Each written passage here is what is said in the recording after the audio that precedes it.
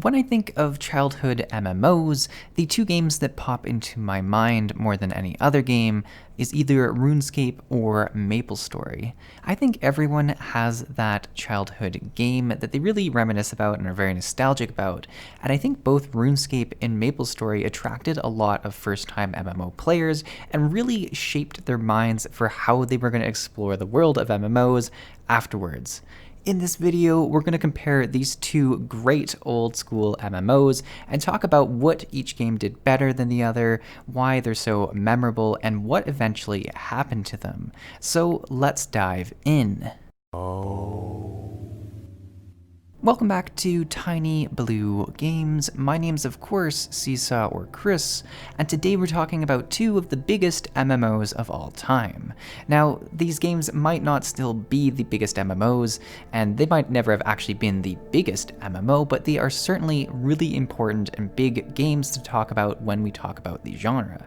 Both these games, in a lot of ways, were kind of the starting point for a lot of players. Yes, there's other games you could have joined into first. A lot of people probably went straight into classic WoW, which I guess would have just been WoW back then. But for a lot of people, these were the entrance into this world of online exploration, socialization, and grinding. Now, if you are new to the channel, first off, welcome. It's great to have you here. We love talking about MMOs, and specifically, we love doing MMO comparisons.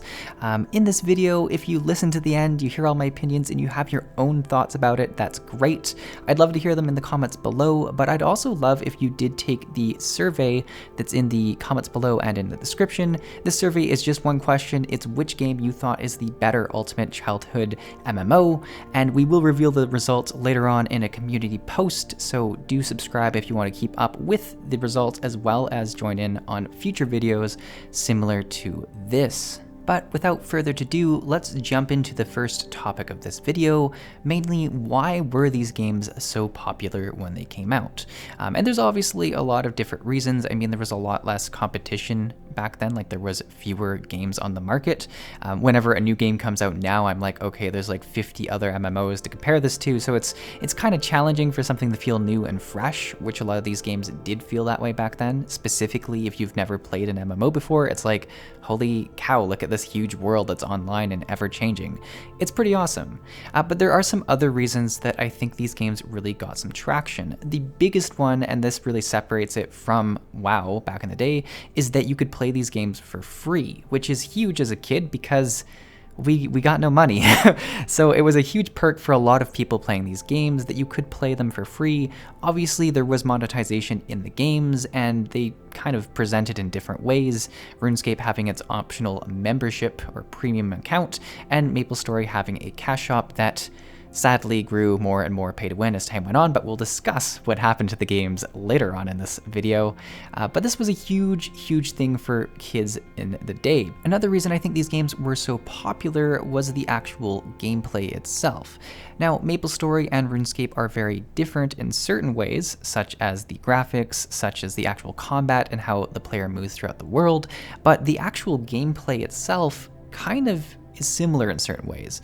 For instance, both games have huge worlds that really focus on socialization and exploration, which is a huge part of why MMOs were so appealing back in the day. We would go out, we would make friends, we would talk, we would just sit around doing nothing, talking and exploring the world, and it would be enjoyable. The other aspect to this is that both games did have a really simple goal of increasing levels, but they had many different ways of doing this. You could grind, you could boss, you could explore, you could do all sorts of different things. You could quest together, you could quest solo. It really offered a tremendous amount of freedom while having a singular goal that was really easy to understand and track and feel pride in.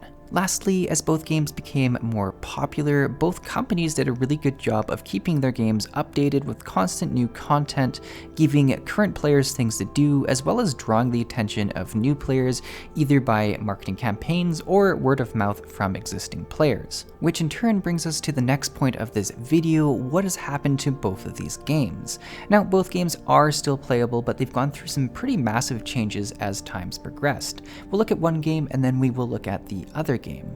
RuneScape originally released in 2001 and has gone through many iterations of gameplay from then on. The game went through some pretty massive changes as it went into RuneScape 2 and RuneScape 3, actually shifting a lot of how the gameplay works and specifically updating a lot of the graphics as well as combat mechanics in the game. These graphical and gameplay changes helped to modernize the game, making it feel more comparable to other titles that were being released. However, the downside to this is that the game was losing some of its original charm, which wasn't boding well for certain players who were used to playing the old school version of the game. This, however, was corrected eventually as the game released an old school version of the game that did allow for players to re-experience that old school charm, and eventually allowed for a mobile version of the game that even allowed users to use their same account and experience the same gameplay on a mobile device. As time's gone on, RuneScape's done an exceptional job of catering to both players who enjoyed the old school version of the game, as well as players interested in the more modernized version as well. MapleStory, on the other hand, has not done this quite as well. The global version of the game released all the way back in 2005, and since then they have constantly been adding new updates to the game to keep it fresh. However, as time has gone on, the game has shifted dramatically from its roots back in the day. The most notable change in gameplay came from an update called the Big Bang. This was a tremendous patch to the game and changed the way XP would work as well as the way many classes would interact with the world. From that point on, one of the biggest things that I've noticed whenever coming back to the game is that it shifted from a world where you were really focused on your single character and its exploration of the world, and it became more focused on mastering many different classes to optimize your account.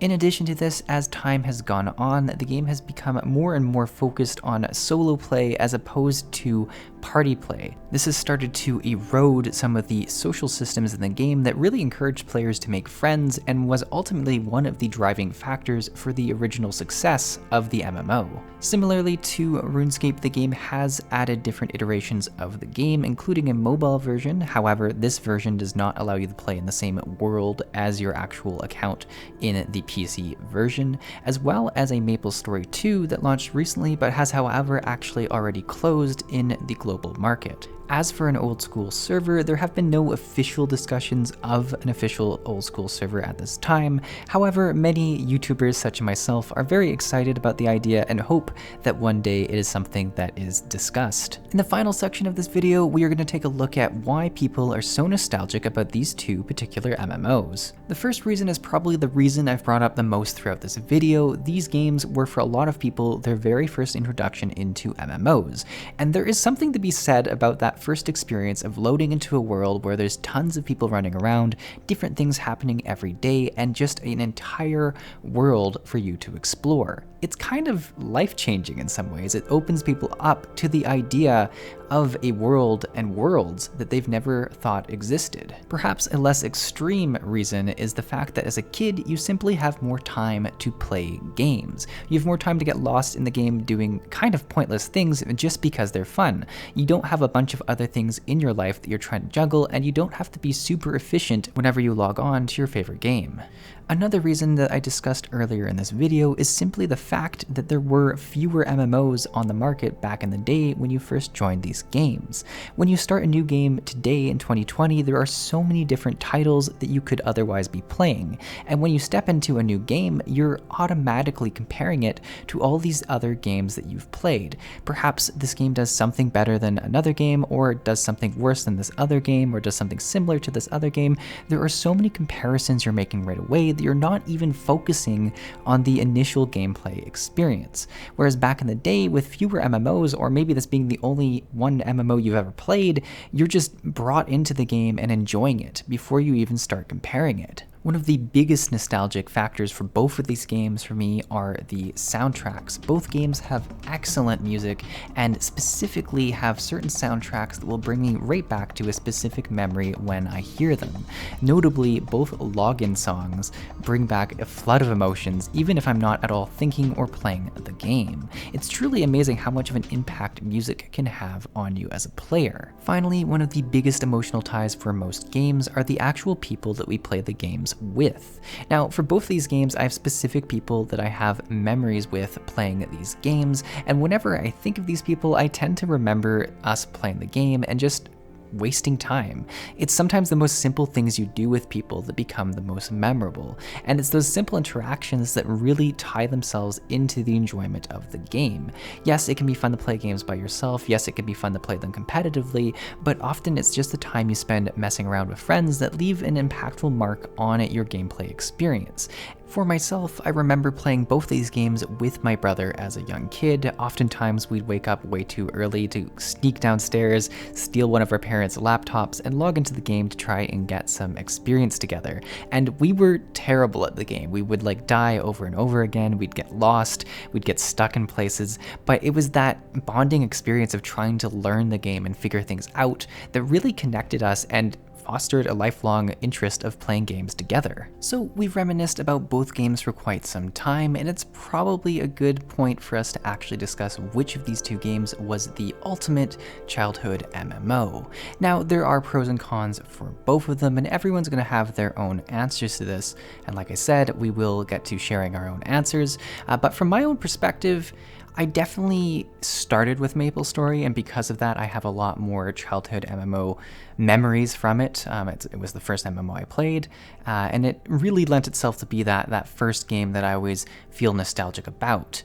That being said, I think that RuneScape overall, over the past few years, has done a lot better at keeping their game and presenting that nostalgia to players, whereas with MapleStory, you have to hunt a lot harder to find that nostalgia. For this reason, I'd have to say that MapleStory is my ultimate childhood MMO, however, RuneScape is the better overall MMO, as they have done a better job of continuing the game. So what do you guys think? What's your favorite childhood MMO? Is it MapleStory, is it RuneScape, or is it a game that I didn't mention in this video?